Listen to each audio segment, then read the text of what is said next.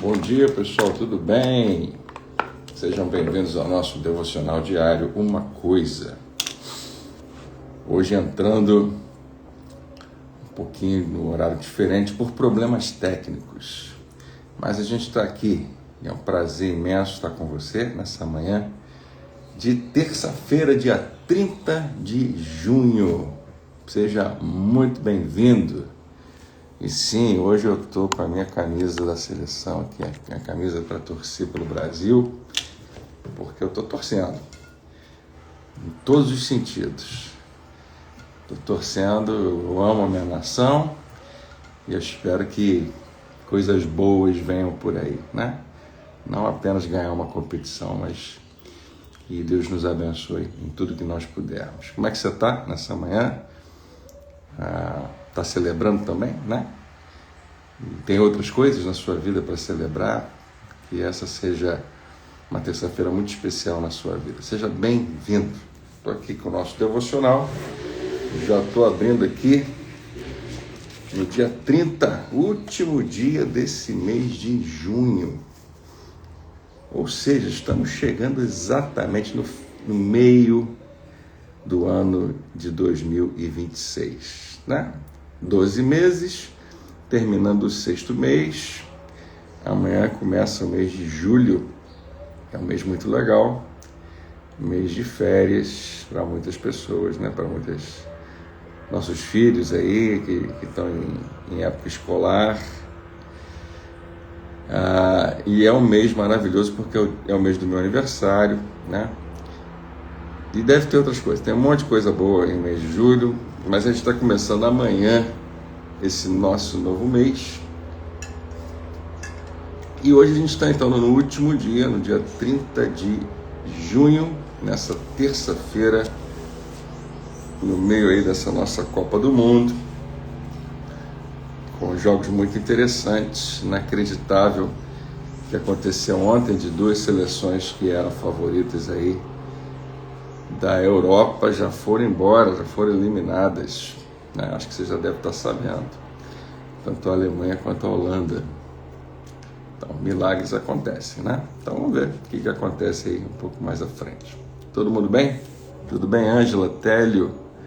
Tudo bem, Alessandra, Amanda, Pastora Lilian, Verônica, Carla, Anderson, Alessandra, Alisson, Vanessa, bom dia, bom estar com vocês. Tudo bem, Daniele? Vamos lá? Tem mais aí a Cleise e a Amanda também, e o Celso. Vou fazer a leitura então, e a gente bate o papo rapidinho, faz uma oração e começa bem aí a nossa terça-feira, né? Hoje começamos no horário diferente, como eu disse, problemas técnicos, que eu acho que é uma ótima desculpa que eu posso dar sempre que o meu despertador não funciona tão bem assim. 30 de junho, o título de hoje é Vendo as Multidões. Uma expressão que aparece na Bíblia, sempre, quase sempre aí relacionada a Jesus. Sempre tinha uma multidão. Se você ler o livro de Marcos, aliás, o texto é de Mateus, mas se você ler o livro de Marcos, quase todos os capítulos essa palavra aparece. Multidão, multidões ou grandes multidões. O ministério de Jesus é marcado por uma popularidade gigantesca. Ele atraía as pessoas pelos mais variados motivos. Mas Jesus frequentemente via, né, esse monte de gente que a gente também vê todo dia, para todo lado, né? Todo dia você vê muito mais gente que você não conhece do que você conhece. Então existe uma multidão ao nosso redor. Vamos ver o que o texto diz? Mais uma vez, o título é Vendo as Multidões. E começa assim o versículo de Mateus, capítulo 5, versos 1 e 2. Vendo as multidões, Jesus subiu ao monte e se assentou. Seus discípulos aproximaram-se dele e ele começou a ensiná-los. Isso é logo o iniciozinho do seu ministério, o que a gente chama o início ali do Sermão da Montanha. Cristo vê as pessoas de uma maneira muito diferente da nossa. Com os evangelhos, podemos ver um padrão na maneira como Jesus ensinou os seus discípulos. Sempre que via as multidões, Jesus revelava a eles o que estava em seu coração para as pessoas. É interessante, porque quem escreve, Mateus, Pedro vai citar para Marcos, a Lucas, que investigou, e João, que também foi uma testemunha ocular, eles são, de certa maneira, aqueles que estão como plateia, como observadores do que Jesus está fazendo. Então, são eles que escrevem que quando Jesus viu as multidões, ele fez alguma coisa. Seu coração...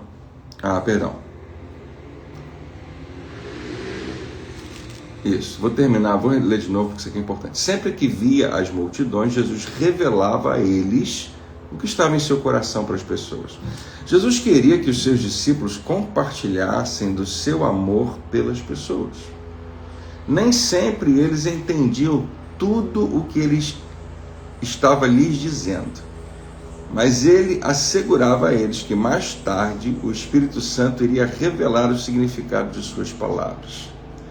Você tem isso em João capítulo 14. Quando as multidões começavam a pressioná-lo, Jesus ficava a sós com seus discípulos e lhes ensinava sobre o amor de Deus pelas pessoas. Você irá experimentar o mesmo padrão ao caminhar com Jesus. Quando Deus colocar você em uma multidão, você poderá vir a sentir o Santo Espírito lhe trazendo o coração e o pensar de Deus sobre aquelas pessoas. Talvez o Senhor o leve a um lugar solitário.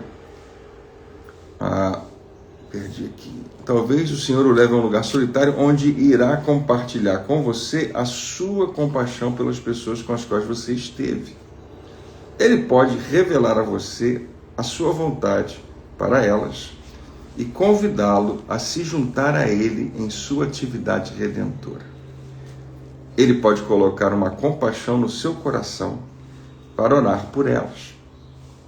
Se você estiver entre as pessoas e não se sentir impactado pela condição espiritual delas, Deus pode desenvolver o seu amor por elas para que você possa estar preparado para ministrar a elas como Ele deseja. Na próxima vez em que estiver em meio a uma multidão, ouça o que o Espírito Santo está dizendo. Você poderá descobrir que Deus tem muito no seu coração por aquelas pessoas e que Ele está esperando por algum de seus discípulos responder ao seu chamado. Amém. Como o texto bíblico fala com frequência sobre as multidões, sobre as pessoas desse mundo, que não são necessariamente crentes imediatamente, não são necessariamente seguidoras de Jesus, mas tiveram um impacto pela presença dele, nem sempre a gente percebe. Mas essa é uma palavra muito, muito grande na Bíblia e muito grande no cristianismo e precisa ser muito grande na nossa vida. Vou colocar da seguinte maneira. Talvez o grande objetivo da sua vida seja olhar para as multidões. Seja ser um representante de Jesus nesse mundo. Para pensar. São as pessoas desse mundo que Deus quer salvar. Começando aí com você. Mas agora você é um seguidor de Jesus. O que isso significa? O que isso pode se tornar para você? Jesus o tempo todo estava atento às multidões. Curiosamente, não é o único grupo com o qual ele lida. A gente leu aqui, dependendo da situação, Jesus era dirigido pelo Espírito a se separar. Às vezes ele ficava sozinho, às vezes ele conversava com uma pessoa, mas frequentemente ele conversava com os seus discípulos. Aliás, a gente tem aí metade do livro de João, praticamente, você vê que é dedicado a essa dinâmica de Jesus conversando com os seus discípulos. Conversando com aquelas pessoas mais próximas que Deus te convidou a influenciar. As duas coisas são importantes. Mas antes de serem discípulos, esses homens faziam parte da multidão. Multidão é onde começa tudo. Onde é que é a sua igreja? Na igreja que você frequenta, a igreja local, pode ser lá em Jacarepaguá, pode ser ali em Piedade, pode ser ali em Madureira, pode ser em Bangu, né? Pode ser ali em Campo Grande, em Uaíba, pode ser lá na região dos Lagos, Maricá, pode ser ali em Itaipuaçu ou São José de Embaçaí, pode ser ali na Baixada também, pode ser Nova Iguaçu, pode ser em Parque Fluminense, pode ser que seja ali também no Pilar ou em Saracuruna. Essas são algumas das nossas igrejas aí, né? Pode ser que a sua igreja seja em Bom Sucesso, a Penha. Quando você frequenta esse lugar, a sua igreja, não posso esquecer de Nova Holanda, obviamente, você tem ao seu redor todo o público potencial que Deus quer salvar. Todas as pessoas ao seu redor. A igreja está ali, a igreja local, por causa dessas pessoas. Estou tentando ajudar você, e a mim também, a gente tem os nossos olhos abertos, que a gente não construiu a igreja para um grupinho, para um grupo de pessoas, um grupo fechado. Não, para ser luz no lugar onde tem muita gente. E Jesus, ele levava isso muito a sério, né? Onde quer que ele estivesse, ele atraía multidões e ele queria servir essas pessoas.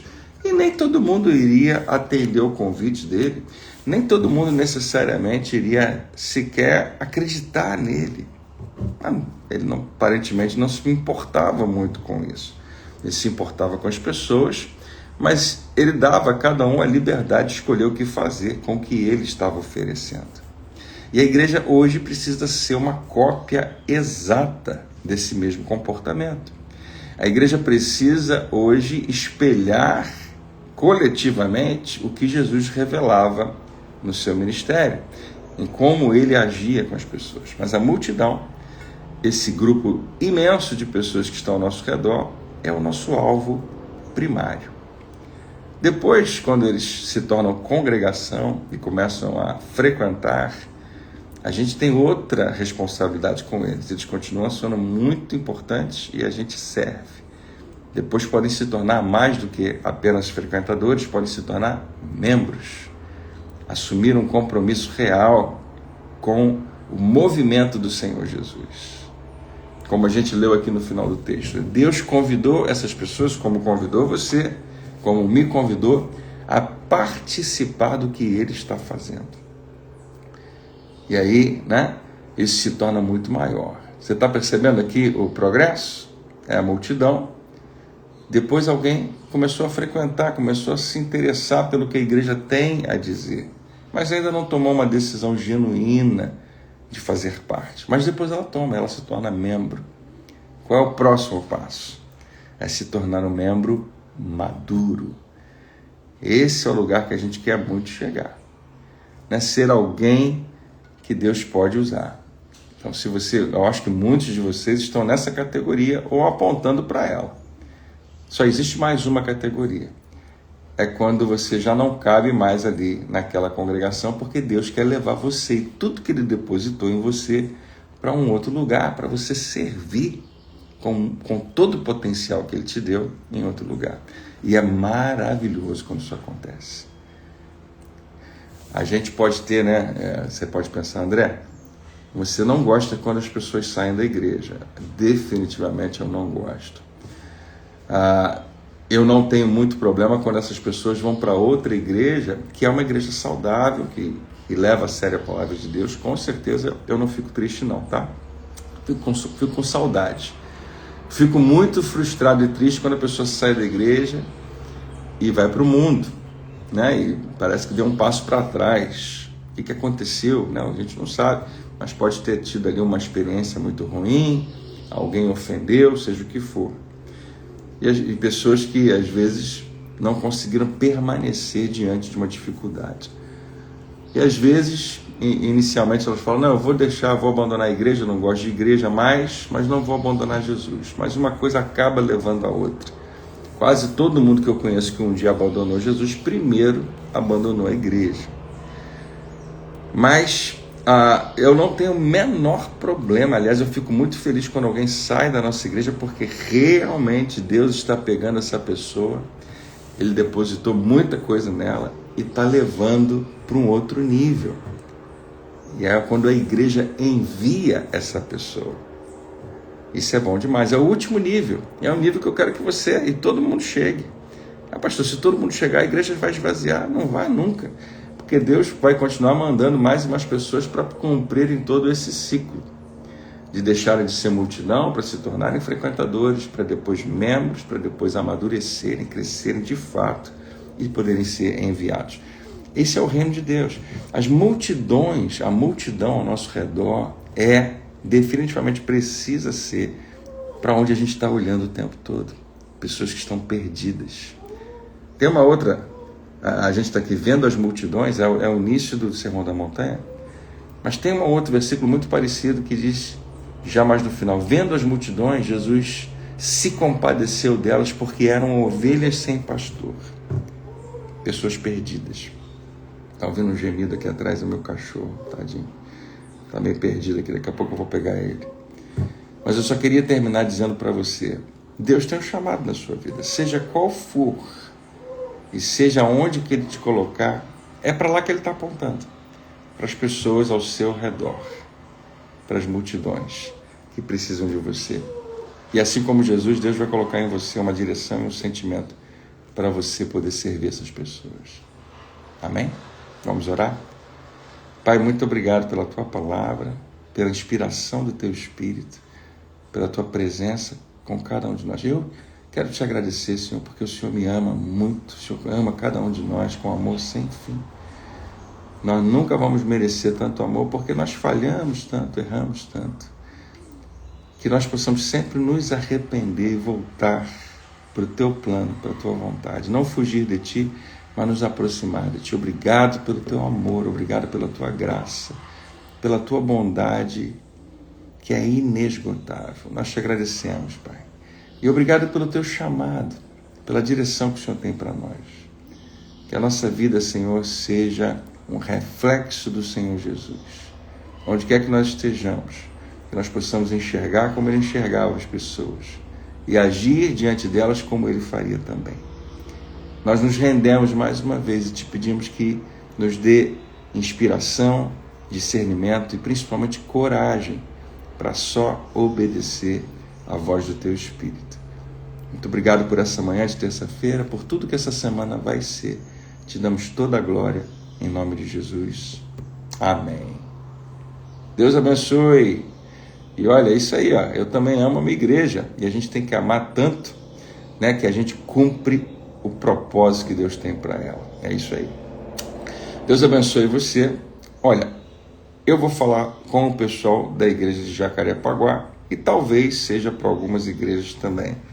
Como o Brasil passou para a próxima fase, o próximo jogo acontece no domingo, entendendo tudo que isso significa para a nossa cidade em dia de jogo, nós decidimos que nós vamos liberar as pessoas no culto da noite. Então nós vamos ter 2 encontros pela manhã, 8h30 e 10h30, não falte. Se você faz parte da nossa igreja, esteja conosco, é muito importante. Nós vamos estar ceando, começando ali aquele mês, né, o mês de julho aí, na presença de Deus. Nós não estamos misturando as coisas, nós estamos adequando alguns aspectos à nossa cultura. O que eu estou dizendo para as pessoas? Que num dia de jogo, tudo na rua fica diferente. O comércio fecha mais cedo, a segurança fica um pouco comprometida, tudo fica mais deserto. Então a gente quer poupar todo mundo e também curtir o jogo com a família. Você pode ser igreja e deve ser igreja na sua casa num dia como esse, tá? Então eu não estou dizendo você fazer um culto, faça se você quiser, vai ser uma ótima ideia, né? Faça um culto na sua casa, faça ceia na sua casa, junta a família, ora junto, agradece a Deus porque a gente celebra uma parte, um pedaço do nosso país, que sim precisa de muita oração, precisa de muito conserto, de muito ajuste, mas a gente continua sendo naqueles que torcem para vitórias, para coisas boas. Tomara que a vitória na Copa, seja ela em que nível for, seja transmitida para uma vitória também do nosso povo. Aliás, esse é um ano de eleição, a gente precisa de direção de Deus, a gente precisa de ser orientado por Ele, é muita coisa, né? Mas eu queria que você aproveitasse o domingo realmente, não deixasse de estar na igreja pela manhã e não deixasse também de celebrar com todos nós essa parte da nossa cultura que é tão importante, tá? Dali para frente, se o Brasil continuar passando, só vai acontecer mais uma vez, que é na final, que também acontece num domingo. A princípio, é só isso, por enquanto, tá? Que Deus nos abençoe. Que Deus abençoe sua vida, sua semana, sua terça-feira seja maravilhosa. A gente se vê amanhã, 7 da manhã. Se não tivermos problemas técnicos, 7 da manhã estaremos aqui. Obrigado pela sua companhia. Deus abençoe e até amanhã.